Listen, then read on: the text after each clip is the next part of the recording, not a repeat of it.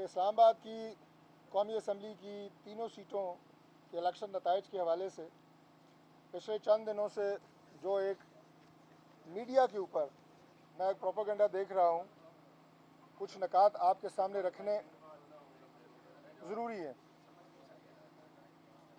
इस्लामाबाद की तीनों सीटों के जो इंतखाबी नताइज हैं वह सबसे पहले इलेक्शन कमीशन ऑफ पाकिस्तान में चैलेंज किए गए और उसके बाद इलेक्शन ट्रिब्यूनल का क़याम अमल में आया, जिसकी ट्रिब्यूनल के जज इस्लामाबाद हाई कोर्ट के एक मुअज़्ज़िज़ जज साहब को मुकर्रर किया गया, ऑनरेबल जस्टिस साहब को, और उसके बाद उन ट्रायल का वहाँ पे आगाज़ हुआ। ट्रायल की प्रोसीडिंग्स के दौरान हमें कुछ एतराज़ात हुए जो कि हमने इलेक्शन कमीशन ऑफ पाकिस्तान के सामने रखे। इस हवाले से क्या प्रोसीडिंग्स हुई और मीडिया पे क्या बातें फैलाई गईं, इसके लिए आज ज़रूरी था कि हम आपसे बात करें और मुखातिब हों। सबसे पहले मैं आपको ये अर्ज़ कर दूं कि ये एक रूटीन का काम है कि अगर आपको किसी भी अदालती मामले पे एतराज़ है तो आप अपने उस एतराज़ का इजहार कर सकते हैं। ये आपका आइनी हक़ है। हमने अपने एक आइनी हक़ को इस्तेमाल किया और इलेक्शन कमीशन ऑफ पाकिस्तान में जो ट्राइब्यूनल पे हमें एतराज़ात थे वो हम लेके दरख्वास्त की शक्ल में तीनों हलकों के यहाँ पे हम आए और जो जो झूठ बोले गए मीडिया पे, जो जो प्रोपेगेंडा किया गया, उस हवाले से भी मैं वजाहत करूँगा। मैं आपके सामने सिर्फ दो नकात पे बात करूँगा। पहला नुक्ता ये है कि इलेक्शन कमीशन के ट्राइब्यूनल के क़याम के हवाले से क्या इख्तियारात हैं और क्या हमारी जो शिकायत आज इलेक्शन कमीशन लेके हम आए हैं इसको सुनने के इलेक्शन कमीशन के पास क्या इख्तियारात हैं, और दूसरा हमें ट्राइब्यूनल्स पे एतराज़ किया है। ये दो नकात मैं आपके सामने रखूँगा। सबसे पहले आते हैं इलेक्शन कमीशन ऑफ पाकिस्तान के इख्तियारात पे। जैसा कि आप सब जानते हैं कि इलेक्शन कमीशन ऑफ पाकिस्तान एक कॉन्स्टिट्यूशनल बॉडी है, एक आइनी इदारा है, और इलेक्शन एक्ट 2017 के सेक्शन 140 के तहत पाकिस्तान भर में चारों सूबों में और इस्लामाबाद में जो इलेक्शन ट्रिब्यूनल्स हैं उनका notification election commission of Pakistan ने किया है। ट्रिब्यूनल्स बनाने का इख्तियार इलेक्शन कमीशन ऑफ पाकिस्तान का है।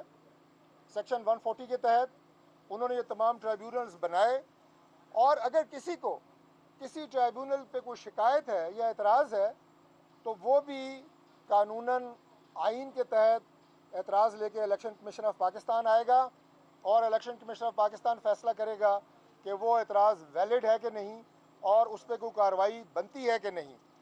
लिहाजा उसी हक़ को इस्तेमाल करते हुए इलेक्शन कमीशन ऑफ पाकिस्तान हम आए हैं। ये बात भी मैं वजाहत कर दूं कि ट्राइब्यूनल्स का इस्लामाबाद हाई कोर्ट से कोई ताल्लुक़ नहीं होता। हाई कोर्ट के जो जज साहब हैं वो जब ट्रिब्यूनल जज के तौर पे काम कर रहे होते हैं तो फिर वो प्रोसीडिंग्स उन्हें supervise election commission of Pakistan करता है और उनके बारे में कोई भी ऑर्डर जो है वो इलेक्शन कमीशन ऑफ पाकिस्तान ही पास कर सकता है। अब आ जाते हैं दूसरे नुक्ते पे कि एतराज़ात। एक बात मैं वजाहत कर दूं कि पाकिस्तान तहरीक इंसाफ की तरह ना हमने कभी जजेस की ज़ात को तंज़ का या तज़हीक का निशाना बनाया, ना आज बना रहे हैं, ना आइंदा बनाएंगे। जो इस्लामाबाद के ट्राइब्यूनल के जज हैं उनके लिए हमारे दिल में बहुत इज़्ज़त है। उनकी इंटेग्रिटी, उनकी ऑनेस्टी, उनकी डिग्निटी पे ना हमें कोई एतराज़ है, ना हमें कोई शक है। हमें एतराज़ सिर्फ ट्राइब्यूनल में जो इलेक्शन पटिशन्स पे प्रोसीडिंग्स हो रही हैं उस प्रोसीजर पे है, और प्रोसीडिंग्स के प्रोसीजर पे एतराज़ रखना ये कोई ऐसी मनफी बात नहीं है, ना ये कोई तंज़ के ज़ुमरे में आता है और ना ये कोई ऐसी आप ये कहें कि नेगेटिव बात है। एक झूठ जो बोला जा रहा है मीडिया पे वो ये है कि हमें जो इलेक्शन पटिशन्स चल रही हैं, जो PTI के लोग बात कर रहे हैं मुख्तलिफ मीडिया में मैंने सुना, उसकी स्पीड के ऊपर हमें कोई एतराज़ है कि हमारी पटिशन्स को तेज़ी से सुनी जा रही हैं। कतअन नहीं। हमने किसी जगह ना ये कहा, अपनी जो दरख्वास्त इलेक्शन कमीशन में दी, और ना हमारे किसी वकील ने इस बात पे आर्गू किया या ऐसा नुक्ता उठाया कि हमें कोई तेज़ रफ्तारी के ऊपर एतराज़ है, बिल्कुल भी नहीं। हमें एतराज़ है प्रोसीजर के ऊपर। अब ये प्रोसीजर पे क्या एतराज़ है, बात तो ये टेक्निकल है, लेकिन मैं कोशिश करूँगा कि सादा अल्फाज में मैं आपको बता दूँ। ये बात ज़हन में रखें कि हाई कोर्ट की जो प्रोसीडिंग्स होती हैं वो मुख्तलिफ़ नौइयत की होती हैं, और ट्राइब्यूनल गो के उनके जज एक हाई कोर्ट के जज होते हैं, लेकिन वो प्रोसीडिंग्स ट्रायल कोर्ट की प्रोसीडिंग्स होती हैं। अब ये बड़ा बारीक फ़र्क है, लेकिन इसको बताना ज़रूरी है। ट्रायल कोर्ट क्या होता है? ट्रायल कोर्ट आपके सिविल जज की अदालत ट्रायल कोर्ट है, आपके सेशन जज की अदालत जो है वो ट्रायल कोर्ट है। और ट्रायल कोर्ट में सबसे पहले एविडेंस लिया जाता है, शहादतें रिकॉर्ड की जाती हैं। अगर कोई दस्तावेज़ आपने जमा कराए हैं, जो हम करा रहे हैं इलेक्शन कमीशन में, ट्राइब्यूनल्स में कराएंगे, उसके ऊपर जो अंगूठे लगे गए हैं, उसके ऊपर जो दस्तखत हुए हैं, वो जो मुतलका इदारे हैं उनसे उनका फोरेंसिक होगा, नादरा अंगूठे वेरीफाई करेगी, और ये तमाम शहादतें, उन पे क्रॉस एग्जामिनेशन। हमारे को 300-350 पोलिंग स्टेशंस हैं, उनके पोलिंग एजेंट्स के तमाम बयान हल्फी, फॉर्म 45 देखें, 46 देखें, 47 देखें, हम देंगे, हमारे मुखालिफ उम्मीदवारों ने दिए हैं, इलेक्शन कमीशन ऑफ पाकिस्तान ने फॉर्म 45 दिए हैं, उनको आपस में क्रॉस एग्जामिन करना और उनका फोरेंसिक कराना, ये है ट्रायल कोर्ट। और ये अदालत ख़ुद नहीं कर सकती। जैसा कि मीडिया पे मैंने देखा कि ट्राइब्यूनल वहाँ पे मुवाजना जो है कितना किया गया, मैं तो अदालत में मौजूद नहीं था, लेकिन जी वो ख़ुद मुवाजना अदालत कर रही थी। ये मुवाजना और ये फोरेंसिक मुतलका इदारे करते हैं। यह है बुनियादी एतराज़ प्रोसीडिंग्स पे, कि ट्रायल कोर्ट की प्रोसीडिंग इस ट्राइब्यूनल की अगर होंगी तो वो एक आइनी और कानूनी तरीका है। दूसरी बात जो अगेन जिस चीज़ पे हमें एतराज़ है कि अभी हमारे केसेस अभी चले नहीं है पूरी तरह, जुर्माने, मीडिया ट्रायल सबसे ज़्यादा, और प्रॉपर प्रोसीजर को फॉलो ना करना, ये बुनियादी बात है। और मैं अगर एक पटिशन की बात करूं जो मेरे हल्के ने 47 की है, टाइम बार पटिशन है, 45 दिन होते हैं जब आपका नोटिफिकेशन होता है इलेक्शन कमीशन से, उसके बाद आप ट्राइब्यूनल में जा सकते हैं। तकरीबन 12 से 13, ये 7 दिन अगर आप बीच में हसफ भी कर दें जो उन्हें दिए गए, तो 12 से 13 दिन पटिशन टाइम बार है। अब इलेक्शन ट्रिब्यूनल का काम यह है कि सबसे पहले उसका फ़ैसला करें।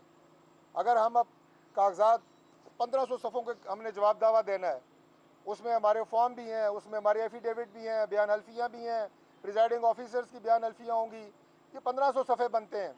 तो अगर पिटिशन काबिल समात ही नहीं है तो ये 1500 सफ़ों का जवाब देना पहले ज़रूरी है, या पहले इस पर फैसला करना ज़रूरी है कि भाई आपकी पिटिशन टाइम बार है? आज भी जब समात हुई वो इसका जवाब नहीं दे सके। उन्होंने दाएं बाएं कहा जी हमें नोटिस हुआ है, हम जवाब देंगे, लेकिन इनकार नहीं कर सके कि हमारी पिटिशन टाइम बार नहीं है। तो ये वो बुनियादी एतराज़ात हैं जो हमने इलेक्शन कमीशन ऑफ पाकिस्तान के सामने रखे हैं। प्रोटोकॉल्स और प्रोसीजर उसके ऊपर, बाकी स्पीड के ऊपर हमें कोई एतराज़ नहीं है, न पहले था न आज है। इसी बात को मैं एक और एंगल से करता हूँ। आप ये देखें कि इस वक्त पूरे पाकिस्तान के चारों सूबों में 570 इलेक्शन पटिशन्स ट्राइब्यूनल सुन रहे हैं, जिनमें से 3 इस्लामाबाद की हैं, बाकी चारों सूबों की हैं, जिसमें ये पटिशन्स हर पार्टी के ख़िलाफ़ हुई हैं। पीपल्स पार्टी के ख़िलाफ़ पटिशन्स मौजूद हैं, PTI के जो जीतने वाले उम्मीदवार हैं उनके ख़िलाफ़ मौजूद हैं, MQM के ख़िलाफ़ मौजूद हैं, हमारी जमात के लोगों के ख़िलाफ़ मौजूद हैं। यहाँ सिर्फ पिंडी में 27 पटिशन्स जो हैं वो ट्राइब्यूनल सुन रहे हैं। लाहौर, कराची, जैसा मैंने कहा कि हर जगह के ऊपर 570 पटिशन सुनी जा रही हैं। इस्लामाबाद में ऐसा कौन सा अनोखा इलेक्शन हुआ है, ये मैं पूछना चाहता हूँ। किसी और ट्राइब्यूनल की खबर है? पूरे पाकिस्तान में किसी और जगह को ब्रेकिंग न्यूज़ TV पे चल रही है? हम यहाँ पे कोई हमारे ख़िलाफ़ पूरे इलेक्शन प्रोसेस में कोई एक FIR दर्ज हुई है? किसी जगह के ऊपर ये एतराज़ आया है कि हम तीनों में से कोई इलेक्शन के डब्बे उठा के भाग गया है, या धुंध में जनाब डब्बे गायब हो गए हैं डस्का की तरह, इंक्लूडिंग द प्रिजाइडिंग ऑफिसर्स? कोई ऐसी शिकायत है? कोई जाली वोट डालने की शिकायत है? एक भी तहरीरी शिकायत ज़बानी भी मौजूद नहीं है। लेकिन ऐसा लगता है कि 570 केसेस तो सुकून से चल रहे हैं, लेकिन इस्लामाबाद में आग लगी हुई है। इस्लामाबाद में जनाब सिर्फ ब्रेकिंग न्यूज़ बन रही हैं, हमारे ख़िलाफ़ मीडिया पे रोज़मर्रा मीडिया ट्रायल हो रहा होता है। तो ये आपके सामने मैंने अर्ज़ करना था कि अगर हमारे ख़िलाफ़ भी उसी ज़ाब्ते और उसी तरीक़ाकार के तहत समाअत होगी तो हम भी इंशाअल्लाह ताला हमें कोई एतराज़ नहीं होगा और हम अपने तमाम रेलेवेंट डॉक्यूमेंट, ये भी झूठ बोला जा रहा है कि हम डॉक्यूमेंट नहीं दे रहे, उनके पास है कुछ नहीं। और मैंने आपके सामने टेक्निकल बात अभी बताई है कि अगर मेंटेनेबल ही नहीं है और कानून के तहत, हमारी ख्वाहिश के तहत नहीं, हम कभी नहीं चाहते कि कोई भी अदालत या ट्रिब्यूनल हमारी कोई ख्वाहिश या हमारे कोई उसके मुताबिक चल ही नहीं सकती। ख्वाहिश तो हर कोई जो मर्जी रखे, हमारे समेत। हम कह रहे हैं कानून और आइन के ज़ाब्ते के तहत चलें। ट्रायल कोर्ट है तो ट्रायल कोर्ट के तौर पे चलें। और उसके बाद मैं गुजारिश करूँगा, आज जिस काम के लिए हम आए थे कि हमें ट्राइब्यूनल को हमारे तब्दील किया जाए, और इसी पी से दरख्वास्त करूँगा कि फेयर ट्रायल के लिए हमारा जो एक कॉन्स्टिट्यूशनल राइट है उसको एक्सरसाइज किया जाए। यही हमारी गुजारिश है। बाकी अदलिया के लिए, जजेस के लिए हमारा जो एहतराम है वो आपके सामने है। हमने जो PTI का तर्ज़ अमल सुप्रीम कोर्ट के जजेस के ख़िलाफ़, chief justice Islamabad high court के जजेस के ख़िलाफ़ चीफ जस्टिस जो बयानात वो दे रहे हैं, अभी 2-3 दिनों की बात है, उनके तर्जमान रऊफ़ हसन को ले लें, उनके स्पोक्स पर्सन को ले लें, वो बयान नहीं किए जा सकते, हम दोहरा नहीं सकते मीडिया पे। हम सिर्फ अपना एक लीगल पॉइंट लेके आए हैं, उसी के ऊपर हमने बात की है। और इससे ज़्यादा मैं समझता हूँ कि हमने कोई मज़ीद टेक्निकल बात अगर होगी तो वो हम करेंगे। बाकी किसी की ज़ात को हमने ना कभी डिस्कस किया है और ना करेंगे। और मेरी PTI से गुजारिश है कि खुदा के लिए ये जो मीडिया के ऊपर आके आप रोज़ाना की बुनियादों के ऊपर झूठ बोलते हैं, ये बंद करें। आपके पास जो मटीरियल है आप लेके आएँ, हमारे पास जो मटीरियल है वो हम लेके आएंगे। ये एक अदालती मैटर है, कानूनी मैटर है। इसको अगर आप मीडिया पर लड़ना चाहते हैं, वहाँ भी लड़ने के लिए तैयार हैं। मैदान में लड़ना चाहते हैं, वहाँ भी लड़ने के लिए तैयार हैं। लेकिन मैं आपको एक और गुजारिश करूँगा जो रेलिवेंट है इससे, कि तहरीक इंसाफ गवर्नमेंट के साथ जिस जगह चाहेगी हम मुकाबला कर रहे हैं और करेंगे, लेकिन आप गवर्नमेंट से लड़ते हुए आप रियासत के इदारों के ऊपर और रियासत के ऊपर हमलावर होते हैं। आज आप मुल्क को एक बंद गली में लेके जा रहे हैं, जिसका अंजाम कभी भी माजी में जब इस तरह के हालात पैदा हुए तो अच्छा नहीं हुआ। आज भी मौका है कि पाकिस्तान जिन मसाइल से गुजर रहा है, अल्हम्दुलिल्लाह अभी कितने जुमा 8 दिन हुए हैं, चंद माह नहीं हुए गवर्नमेंट को बने हुए, और अल्लाह के फजल से आपको महंगाई में खतर खा कमी नज़र आ रही है। पंजाब में आपको काम होता हुआ नज़र आ रहा है। अगर ये मामलात ऐसे चलेंगे, मुल्क भी मजबूत होगा, मुआशी तौर पर पाकिस्तान तरक्की करेगा, बेयकीनी की कैफियत ख़त्म होगी, बैरूनी सरमायाकारी आएगी। लेकिन अगर आप ये पोलिटिकल अनसर्टेनिटी जो वतीरा है आपका 2014 से आपने शुरू किया, रियासती इदारों की मैंने बात की, आपने यहाँ सबसे पहले पार्लियामेंट हाउस पे हमला, वो रियासत पे हमला था, TV पे हमला, PM हाउस पे हमला, वो भी रियासत पे हमला था। उस तसलसल को बरकरार रखते हुए 9 मई को आपने GHQ पे हमले किए, शहदा की यादगारों पे हमले किए। ये रियासत पे हमले होते हैं और मुल्क कभी भी इनका मुतहम्मिल नहीं हो सकता। जिस मैंने पॉलिटिकल स्टेबिलिटी की बात की है, अगर वो मुल्क में होगी तो आपके बैरूनी सरमायाकार, आज तो आपके पाकिस्तान के अंदर पाकिस्तानी जो बिजनेसमैन और बिजनेस कम्युनिटी है वो डरी और सहमी बैठी है। बैरूनी सरमाया कैसे आएगा? आप देखेंगे ग्लोबली आज प्राइम मिनिस्टर जो है वो चाइना के दौरे पे है। इससे पहले सऊदिया 2 दफ़ा हम गए, 3 दफ़ा उनके डेलीगेशन आए। आपके साथ लोग बिजनेस करना चाहते हैं, सरमायाकारी करना चाहते हैं। मुल्क आपका जो है वो इंशाल्लाह दिन रात तरक्की की जानिब बढ़ सकता है और बढ़ रहा है।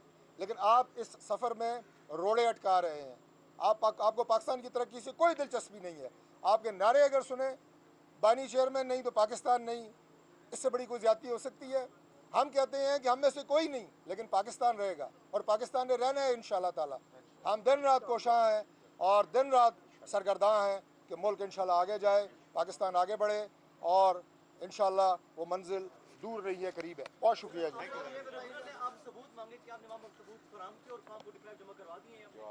जी जवाब बिल्कुल जी जमा हुए हैं, लेकिन मेरे केस में मैंने आपको बताया है कि हमारी दरख्वास्त ये है कि पहले हमारा फ़ैसला किया जाए।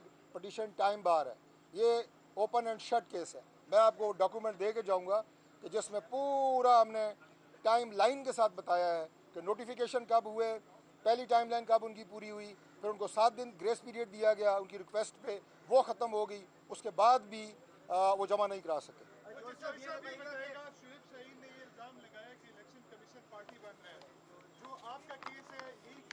इल्ज़ाम भुगती का है, जो सरफराज भुगती के खिलाफ उनकी पिटिशन है यहाँ पर, उस पर अभी तक इलेक्शन कमीशन कोई फैसला नहीं कर सकी क्या है वो काबिल समाअत है या नहीं। आपकी दरख्वास्त आती है 24 घंटे से कम वक्त में वो एंटरटेन हो जाती है, जो फिक्स मैच का एक कॉन्सेप्ट है उसको तकवीत मिल रही है, इस पर क्या कहेंगे? देखिए जी, बहराम साहब के या उन केस का तो मैं बिल्कुल लाइल हूँ, लिहाजा उस पर मैं कोई भाई कमेंट नहीं कर सकता। हम सिर्फ़ और सिर्फ अपनी जो हमारी लीगल रेमेडी है, जो हमें आइन और कानून फ्राहम करता है, हम उसके लिए आए हैं सीकिंग जस्टिस। और जो हमारे पास मालूमात हैं, डॉक्यूमेंट्स हैं, वो हम पहले आपके सामने मीडिया पे दिखाएंगे आपको, और उसके बाद इंशाल्लाह जमा कराएंगे। ये बताइएगा कि फॉर्म 45 और 47 ये अलग बात है, कानूनी मामले बातें खुद देख लेगी, लेकिन मैं आपसे वैसे ही पूछना चाहता हूँ कि अगर मौका मिले, अगर कोई आपसे कहे कि आप पुराने पाक पे हलफ दे के कहे कि आप अवामी वोटों से एमएलए मुंतखब हुए, तो आप करेंगे ऐसा? जनाब, पहली बात तो ये है कि जो ट्रायल हो रहा है इसमें ये सारी बातें आएंगी, लेकिन मैं बिल्कुल आपको हल्फिया बयान देता हूँ कि हमने इलेक्शन में ना कोई बेज़ाब्ती की है, ना बेईमानी की है, ना कोई जाली वोट डाला है, और ना किसी तरह के कोई चक्कर किया है। अल्लाह हाफ़िज़।